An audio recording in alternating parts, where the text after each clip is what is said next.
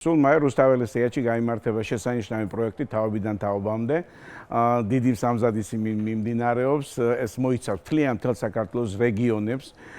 აქ არის როგორც ფოლკლორი, ისე ქალაქური მუსიკა, ქორეოგრაფია, აგრეთვე მონაწილეობს ძალიან ბევრი ახალგაზრდა თაობა, ახალგაზრდები, ძველგაზრდები, თაობათა კავშირია ძალიან საინტერესო.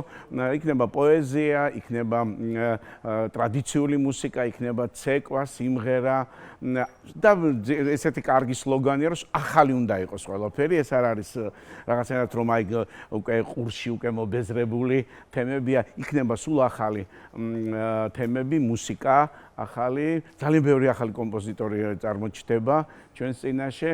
უკვე სამზადისი ძალიან, მოდი ესე ვთქვათ, ბოლო ეტაპზეა. რუსთაველის სცენაზე დიდ დარბაზში, აკადემიურ თეატრში, ნაციონალურ თეატრში გაიმართება 12-ში საღამოს 7 საათზე.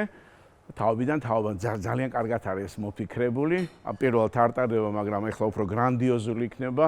მაგალითად, რამოდენიმე კოლექტივი, რომელიც 80, 100, 120 მოცეკვავე და სიმღერის ანსამბლები მონაწილეობენ, ინდივიდუალური შემსრულებლებიც არიან და ვფიქრობ, რომ ძალიან ცნობილი მომღერლებიც წარდგებიან და მოცეკვავებიც მსმენელის და მაყურებლის წინაშე, ასევე დამწყებები, დებიუტანტები და ამით არის ეს საინტერესო, რომ მთელი რეგიონი, საქართველოს ყველა კუთხეა ჩართული და იქნება ესეთი ოლიმპიადა და შეჯიბრიკი არ იქნება, იქნება ზეიმი ქართული კულტურის, ქართული მუსიკის და იქნება კიდევ ერთი საინტერესო და კარგი საღამო.